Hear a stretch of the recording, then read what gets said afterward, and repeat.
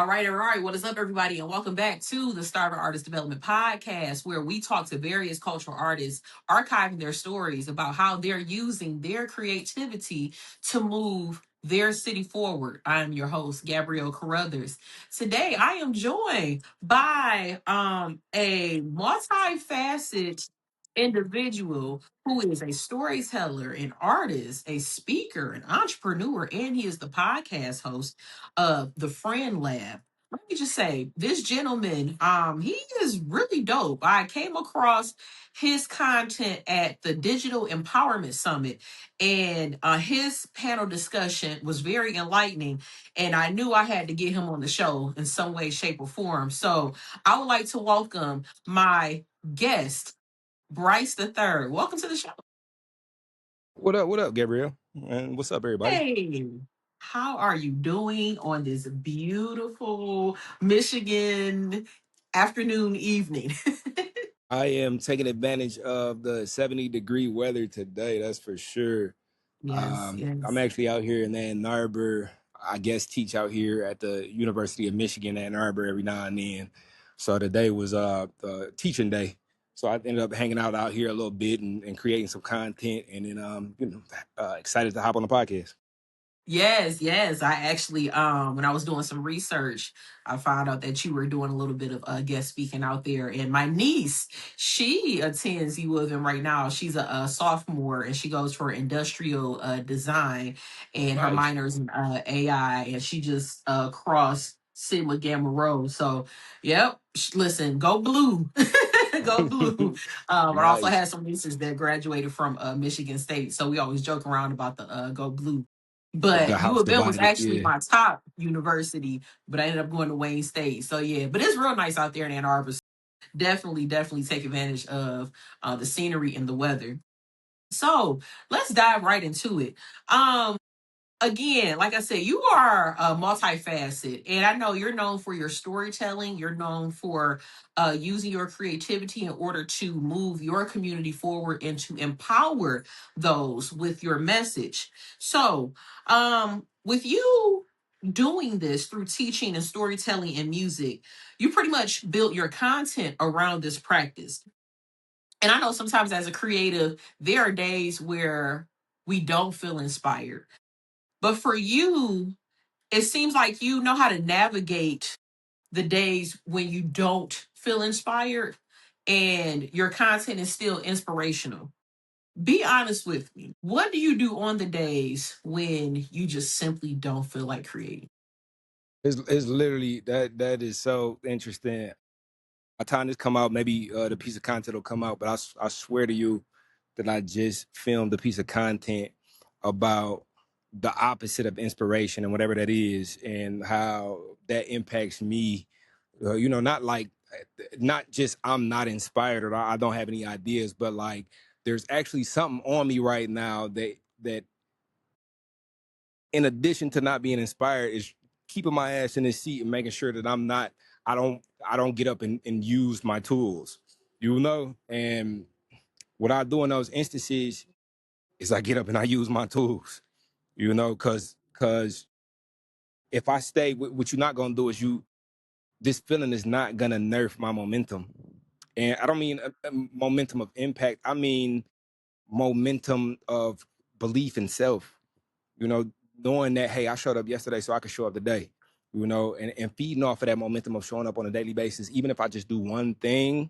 Some days I do more than others, but like keeping that momentum and showing up no matter how I feel allows for me to kind of subscribe to the saying that form follows function. Like don't let the lack of inspiration or the lack of form keep you from functioning. But it's gonna be a lot of days, especially with creative work. Like I haven't worked a task based job in like 5, 6 years. Wow. All of my work is creative work, and so there's a lot of days where it's literally on me to put things together and make it make sense, and that takes pulling from thin air. And some days I don't have that. Some days I don't have that. Mhm. So what can I do? And there are things that I've identified, like, hey, you can, create one piece of content today. Hey, you always got something you can edit. So sit down at Premiere Pro and edit some stuff.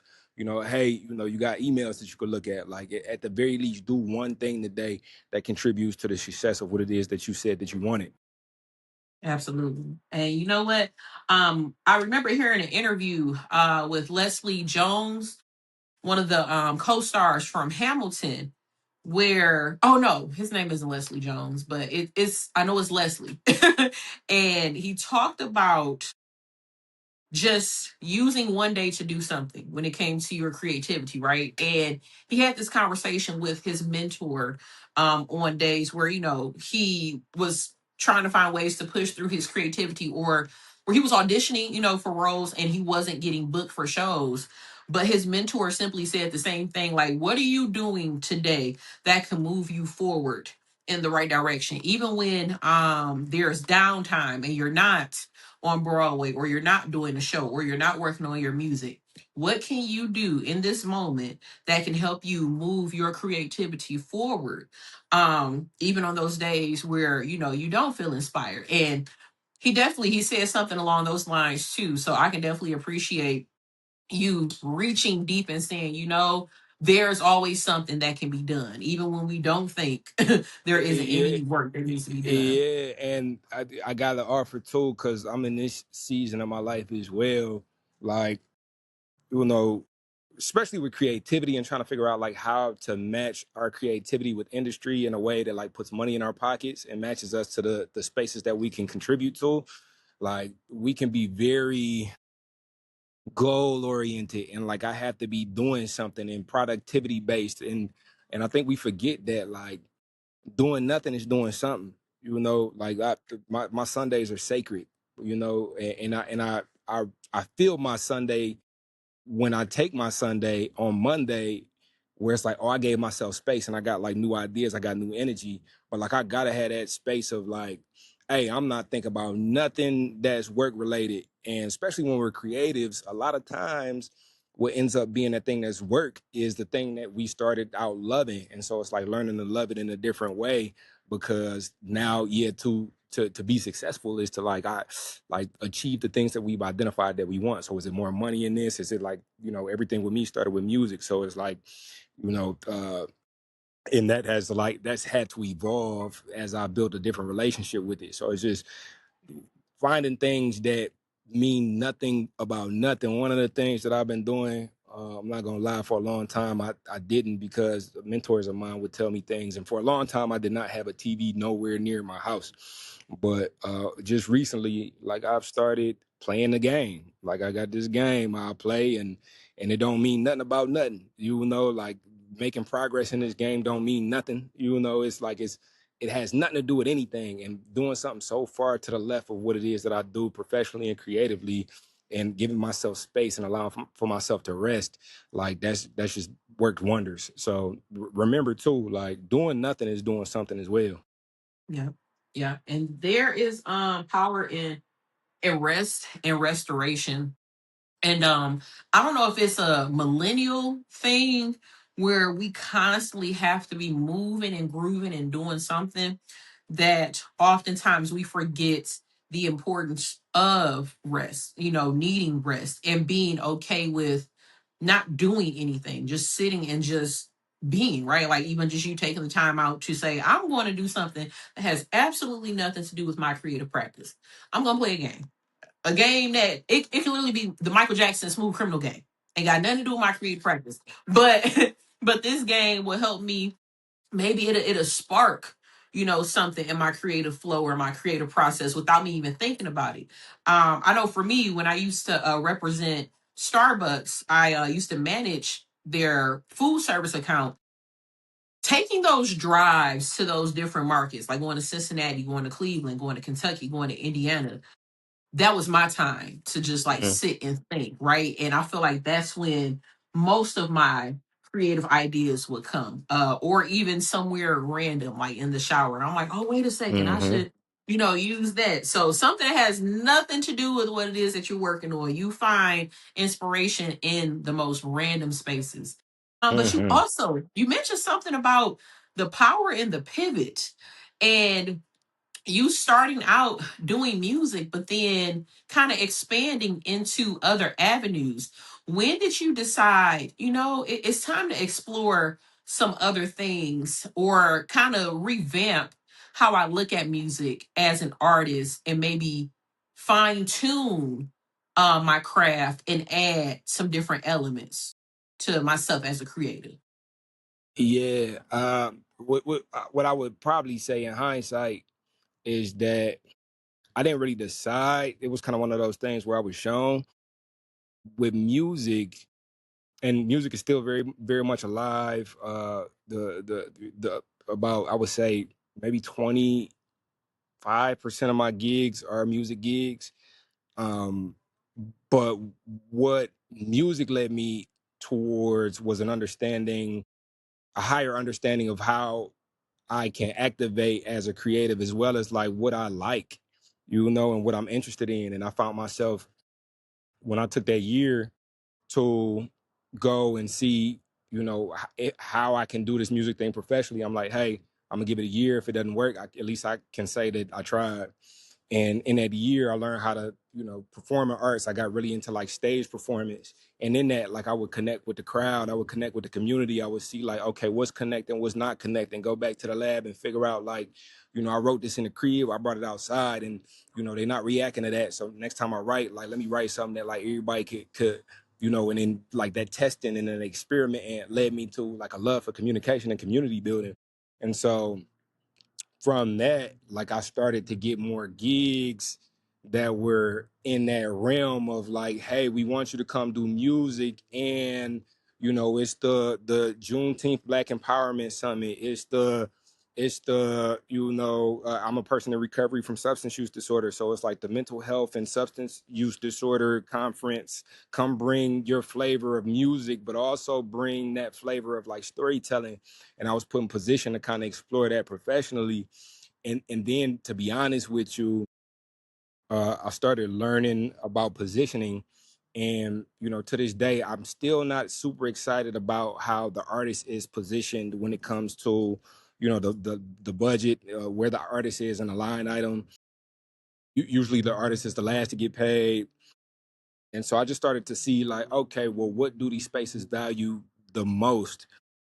Even my music gigs now, they're usually in relation to something else. I'm able to come and share my art, but I'm also bringing this, and they also do a big order of my books as well, because I'm an author, and we put it together in a way that makes sense for me to spend my time doing this thing. Once you catch like a 5-figure, situation, it's like, okay, maybe that was a fluke. Then you catch another one. It's like, maybe that's luck. You catch a third one. It's like, okay, we have like a value offer here, and so this is like where what is worth in the market. And then, so there's things that I get called for, and it's like, hey, we got $100 for you to come and perform at such and such, and it's like, that's like, we're not there anymore, So, but Right. I do also, I do work with organizations and causes that I really rock with, and we work other things out. Maybe I'm a sponsor of the event. We can build that into the packaging, but it's like learning how to mix what has turned into like my job with the understanding how I can best contribute, and what's worth my time as well as my effort has been a journey that I'm still figuring out as we go. Okay. I say I would ask you, especially with you being like multifaceted and taking all of those elements and essentially building your creative infrastructure. It takes time, right, to kind of see what works and what doesn't work. And for you, I feel like everything that you're doing meshes well. It makes sense, right? But you even mentioned something about just being in alignment with some of these places and stuff.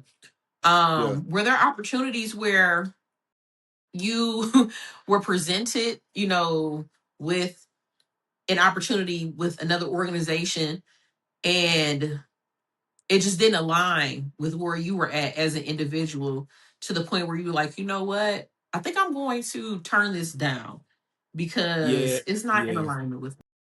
Yeah, for sure. For sure. I think one, that's still a journey that I'm learning to understand.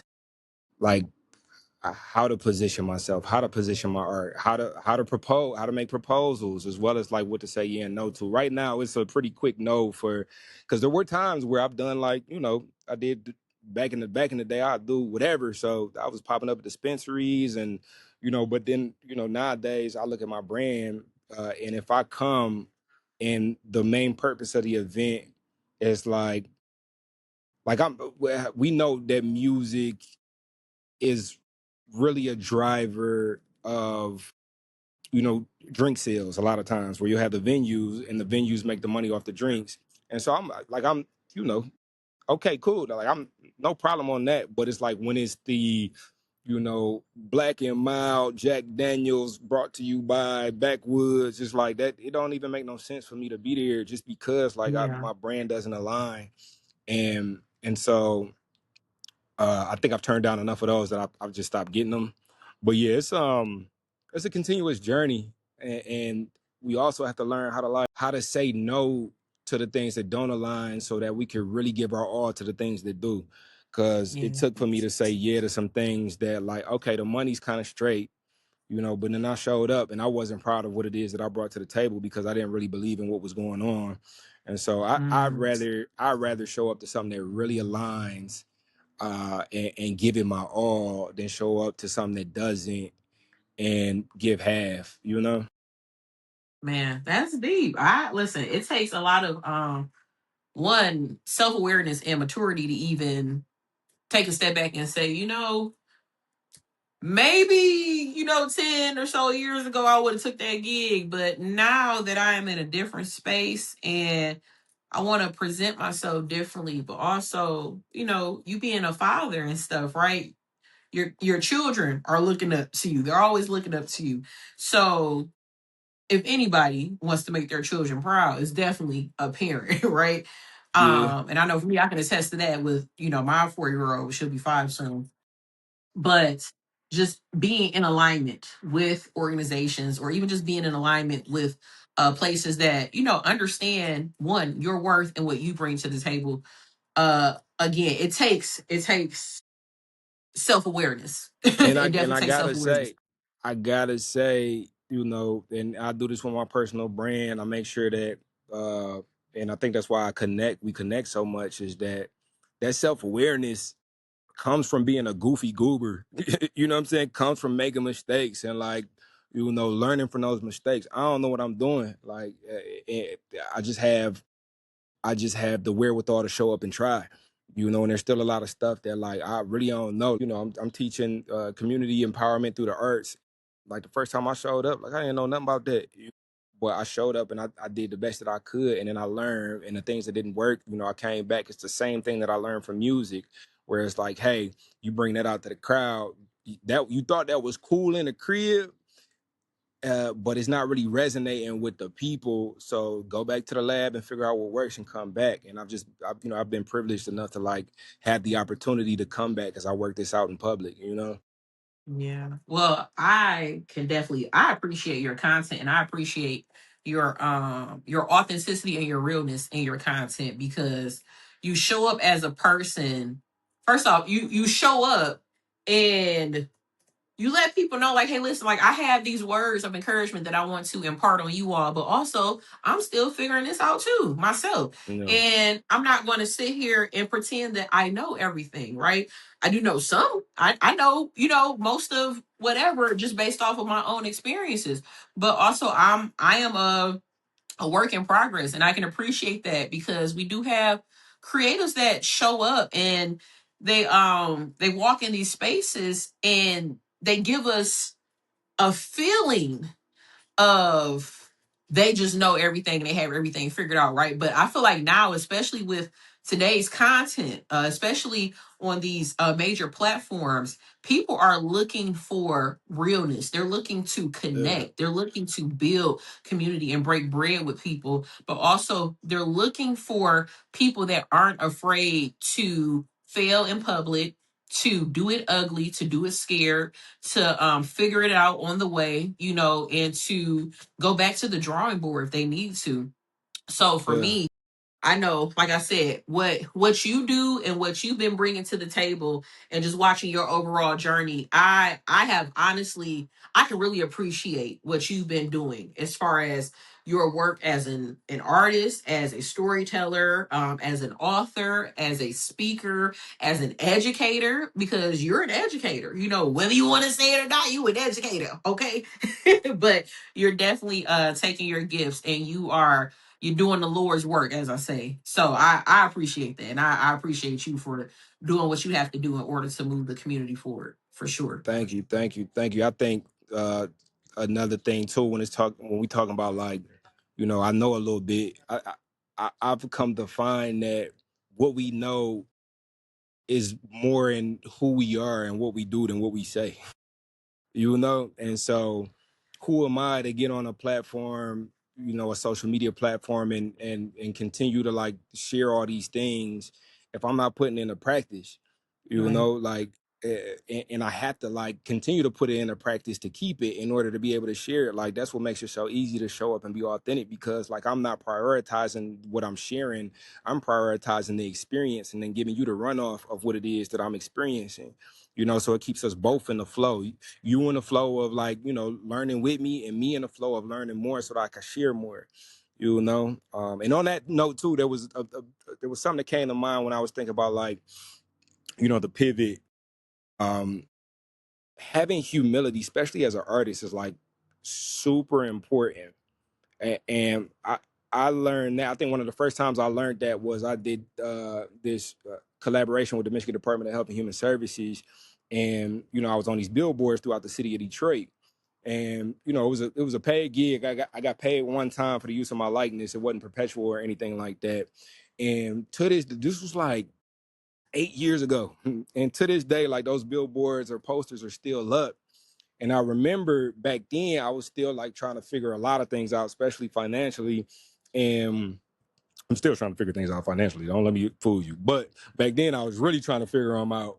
And, people was calling me like, hey, I just saw your billboard. I just saw your billboard. Yeah, yeah, yeah. And I'm like, in my head, I'm like, I got $5 to my name right now. And so you seeing Mm, my billboard and calling me like it's something big, but I don't feel like it's big. and mm, and and what that did was it taught me to have a relationship with like what I really want, because like it is, can I eat off of fame? Because that's what that yeah, was. It's like, hey, people are seeing you, and when people see you, they automatically think you do something else, because they see you. Oh, we see you, which is what fame yeah. is. But I'm learning this with like Instagram and TikTok and all the social media sites. Where like Instagram, we took that, we almost at like 40K followers, and it's like, that's cool, but how does that convert to empowerment? If I Mm, don't have 40K dollars, then yeah, for me, because I need to be empowered to continue to empower the people that follow me, then it's like, okay, there's a mismatch here, so I got to figure out how to like reconcile. But like that takes an active conversation and the humility to say, hey, I'm not doing it yet. I'm not doing it yet. man. you Ooh, know you listen, you speaking some life, okay? You speaking some real truth. And I'm so glad that you said that, because oftentimes we look at people that create this amazing content on social media, right? They have all of these views on YouTube, or like you said, they're featured on billboards, they're ambassadors for different programs, receiving partnerships. I just secured a brand partnership with the Lion King. They Congratulations. reached out to me, right? And I thank you. And even though I was super excited about this full circle moment, I had to have the same come to Jesus moment, that you just mentioned earlier today about, okay, so yeah, this looks good in theory, but I can't live off of likes, and I can't live off of, partnerships that are not paying what needs to be paid in order to make sure that my daughter is good, to make sure that my home is taken care of. So sitting in that humility, right? And me knowing that, okay, I know that there are things behind the scenes that I can still work on and that I'm still trying to figure out too, right? Is especially being a creative entrepreneur and well, I don't want to say a stay-at-home mom, but having that, recognizing that humility, right? Instead of letting the quote unquote fame take over, because it feels good in the moment to know that, wow, I secured this partnership and didn't even reach out to these people, right? They reached out to me, especially knowing my story with Disney and the Lion King, right? But just taking that time and taking inventory to say, okay, well, we're here, but what else can we do?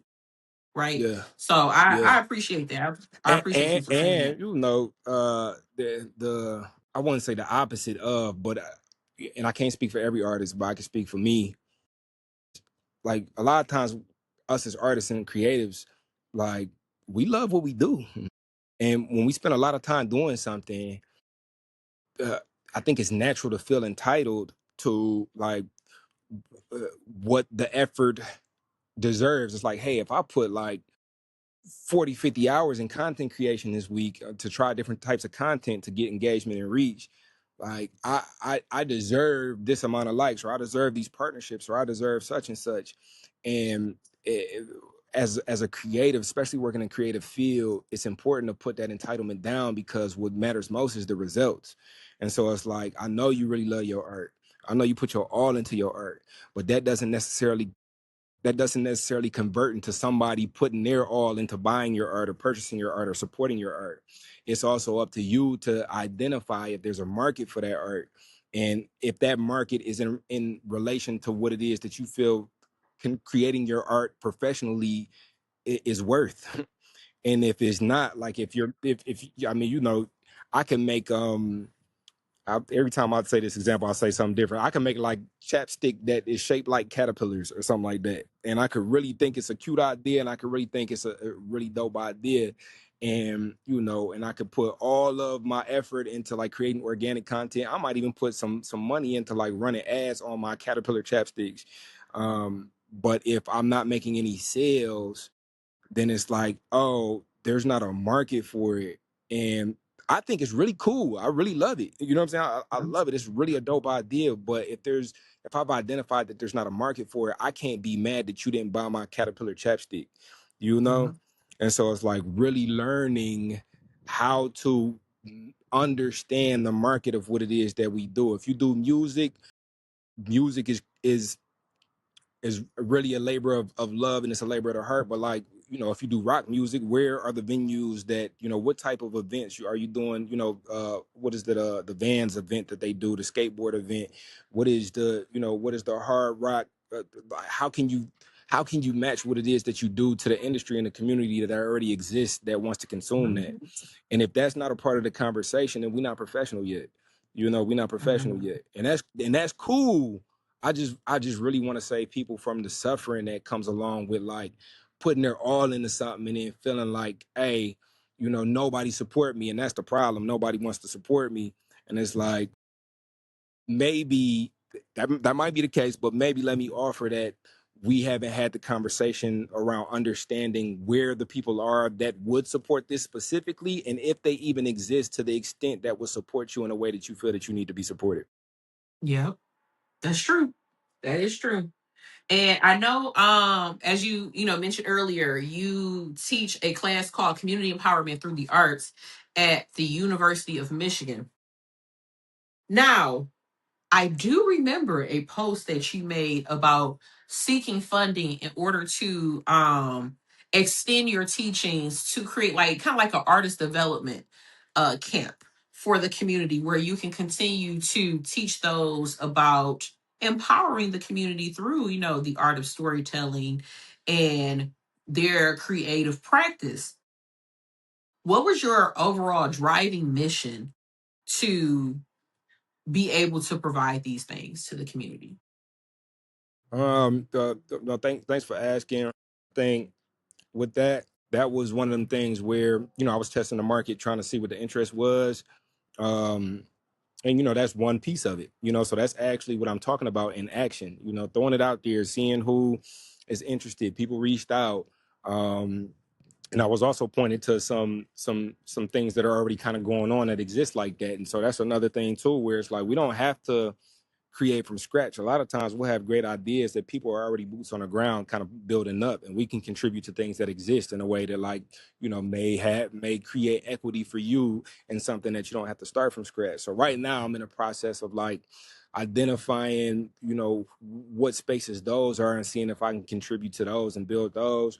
But ultimately, like, you know, where are the spaces where people can have this conversation, but like real and direct? Like, that's Mm, why I said yes so quick to what it is that you had going on, Gabrielle, because like having the conversation of matching our artistry and our creativity to the industry so that we can be empowered as a community, because a lot of art and creativity come from the Black community anyway. It mm, is like of the utmost importance, because what is the purpose of using our music, using the fashion, using the spaces, using the lingo, clock it and all that. You see KFC using stuff like that. You see the big brands using the culture. If we don't understand how to leverage those things that come so organically from us. And so that's mm. my thing. It's like, where are the spaces, where are the incubators that help us to match our creativity, our passions with the industries that will pay us to do the things that we're organically great at. Yeah, no, I agree. And I know for me, this is always something I wanted to continue to do. Like I started doing something similar to this in 2013 when I used to teach dance. I'm a retired dance educator, and I've been teaching for what, 20 years. I was a choreographer, performer for 30 years, and I initially I started introducing different styles of dance at this one dance studio that I worked at, because I was like, there are some classes that we're not offering here, but we have access to a Broadway theater, and I'm pretty sure people wouldn't mind, coming over to teach a workshop. Or even Detroit Jit. There was such a Mm, stipulation with the vernacular of Detroit Jit, and what I couldn't understand, even as a classically trained ballet slash modern dancer, why isn't this incorporated in our dance curriculum? So then I'm mm, like, well, let's cross paths and let me introduce Detroit Jit to my classically trained ballet and modern students. And they had a ball, but also not realizing that there was so much relation with jit terminology and like tap dance terminology. So just mm, forging that partnership and merging that gap. I mean, I'm so proud that Detroit Jit is finally getting the recognition that it solely deserved. But sometimes it takes for that one person to just have that idea, right? And to keep pushing that idea out. It took a long time though. Oh, it was a fight, but it took a long time. And even what you're trying to do, like we have incubators here, right? For me, because I have a partnership with the organization now where they're trying to do the same thing, but my disconnect is that the people that are doing this, they're not from Detroit. mm, They're learning about our culture, but they have more access to venture capital than we do. mm, And for me, there is a struggle with me wanting to maintain this partnership, because I understand why this is needed, but I also understand that we have people here in the city that are doing the exact same thing but don't have access to venture capital, or mhm, have an issue with getting business credit in order to see these ideas out, especially with these artist development camps. We still have the Detroit Entertainment Commission. We still have a Detroit Entertainment District. And to be honest, we have a whole historian, Burt Deering, who curated the entire entertainment district through food, through music, and through community.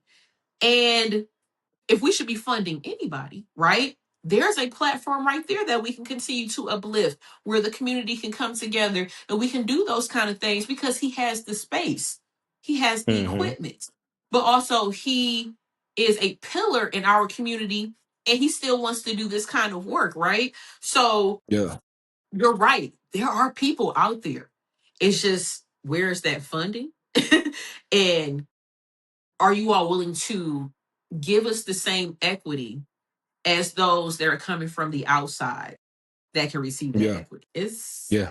it's a lot. Learning more every day, and I think even these ideas that I have, it's like, and how can I equip my people to like be aware of the opportunities that exist to go for funding, but and know how to do it. Because that'd be the Yeah, thing too, where it's like a lot of people don't have the resources because they don't know how to go for them. Like people don't know how to write right. grants. People don't know the grants that exist. People don't. So it's like just making sure that we continue to uncover and reveal and equip the community with the resources that they can take advantage of to be empowered. Absolutely. Absolutely. And I know, for you being, a multi-hyphenated extraordinary, you're an author, musician, you're an entrepreneur, you're an educator, you're a speaker, you're a podcast host. Are there any other undiscovered talents that we don't know about? I'm sure. I'm sure. I think especially with all the content creation I do, I want to try my hand at some acting and some filmmaking. But this the thing though, like if we talking about industry and professionally and creatively self actualizing, I think I do too much. And so a person that I admire creatively, uh, uh, Childish Gambino or Donald Glover. I love what he's been able to do, which is be empowered by one craft and then take that empowerment and leverage it into the next. And so he took the acting and the show writing and writing for SNL, became empowered enough and tried his hand at stand-up comedy. That didn't really work. And then he took that, leveraged that to screenwriting for himself, created Atlanta, then created an artist, Childish Gambino, found some Yeah. some success with that and continued to build that. And each thing that he's done, he's built it to the point to where he's empowered to do the next, versus the thing that somebody with creativity and ADHD like me want to do is like, I want to do everything at the same time, but then you find that you're burning yourself out because none of them are catching um none of them are catching in a way that are supporting me. And so Mm. like this past year and a half has been like really drilling down on the things that have been working and doing a little bit less so I could do more within that less so that I can empower myself to like do the things that I really want to do in other realms. I don't know if it's a millennial thing, but I feel like all of us have ADHD. Like I know I have it. I know I have it. But the thing about, say, if we are undiagnosed, right?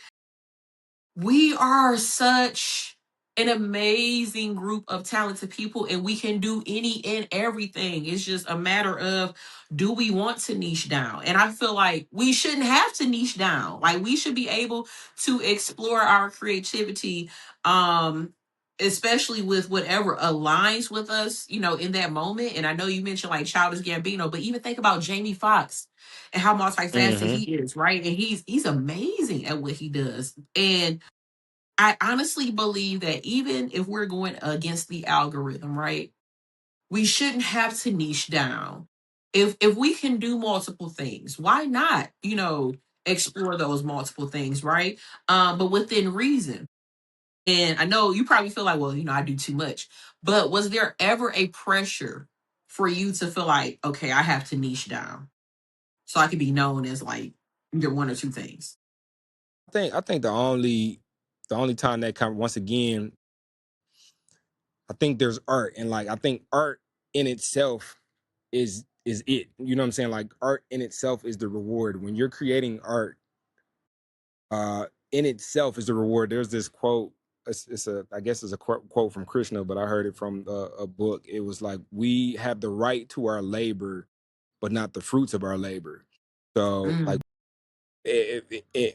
in essence, that saying is saying that, hey, like the fact that we've identified something that we are willing to labor for is itself the reward. You know how they say faith in itself is the reward, not the thing that happens because I had faith, but just being a person who's faithful, like that. That's the reward of faith, right?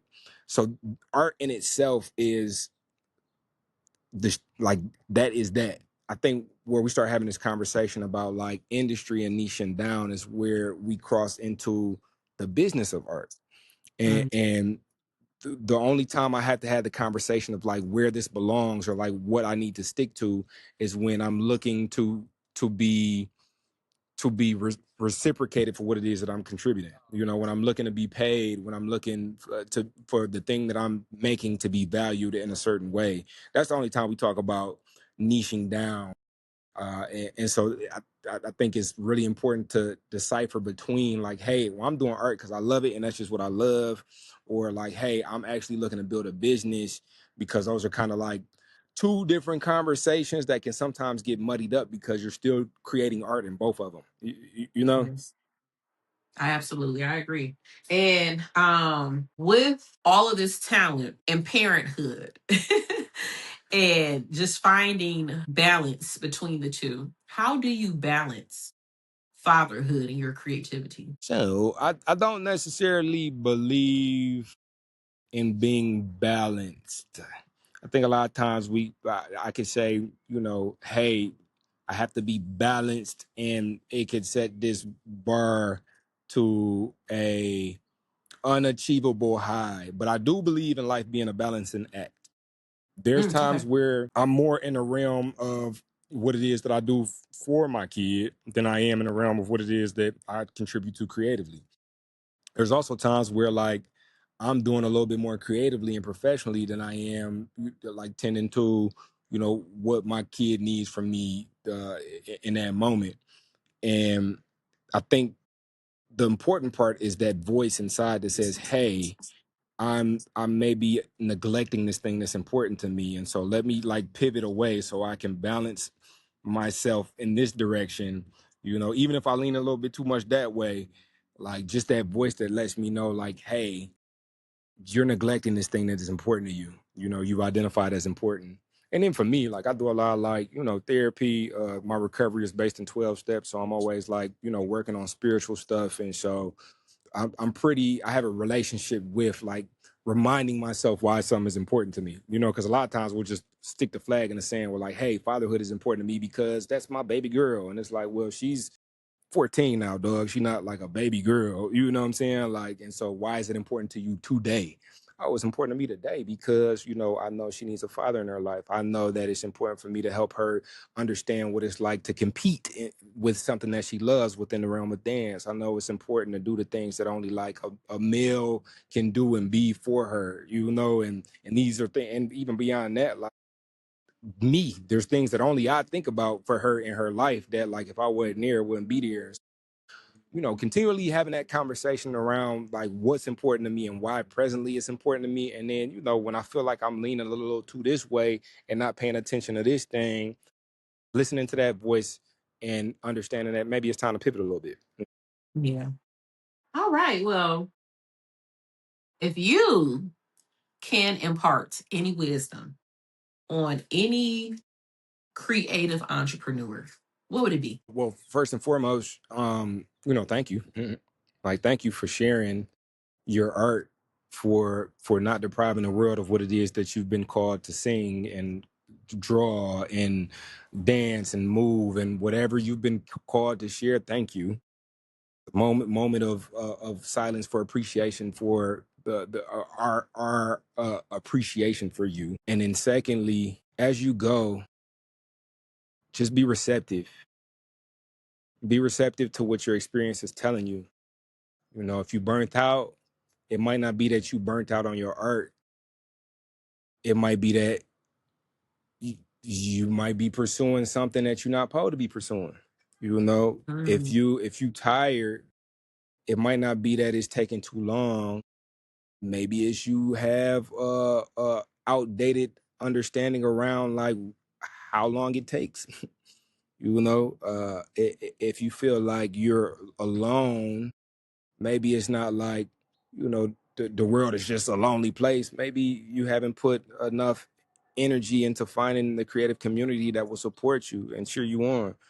You know, the reason I share that is because I want the ball to be in your court. I want you to know how empowered you are, because there's usually something we can identify that allows for us to see how impactful we've been thus far. If you're listening to this show and you've gotten this far into this podcast, you're interested in this in such a way, I'm sure that there's something that you've done that has created an impact on the world that you don't even know. So take this opportunity right now to have gratitude for yourself and your craft. Thank you for sharing it, and just be attentive. Well, Bryce the Third, thank you so much for taking the time out to sit and break bread with us here on the SAD podcast. Where can we find you on the web? Hey, you can Google Bryce the Third, BryceTheThird. And if you add music to the end of that, you'll see all of the music that's out there. Yeah, tap in wherever you want to tap in, whether it be the content and the empowerment, whether it be, the YouTube, the long form, the podcast, like the Friend Lab, which is a podcast on connection and creating friendships and relationships in adulthood, or it be the music, which is just like purely, literally dope music. Yeah, tap in with me everywhere. All right. Well, Bryce, thank you so much for coming on.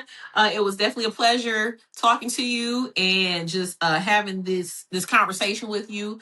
Again, I appreciate you for taking the time out, and I appreciate your gift and what you are continuing to deliver to the community. And of course, you can always find us on YouTube at Starving Artist Development Pod. You can also listen to the episodes on Apple Podcasts and Spotify. You can visit our website at www.starvingartistdevelopment.com. We have more information on the website. You can even check out some of the podcasts that we've already recorded. Make sure you go and you subscribe to our channel. We are getting our numbers up. And let me just say thank you all for everybody who has reposted, who has shared, who has listened, who has tuned in every week or even offered their insight or left a comment on our podcast. We do this for you, and this is definitely a labor of love. All right. We look forward to talking to everybody soon. I will see y'all later.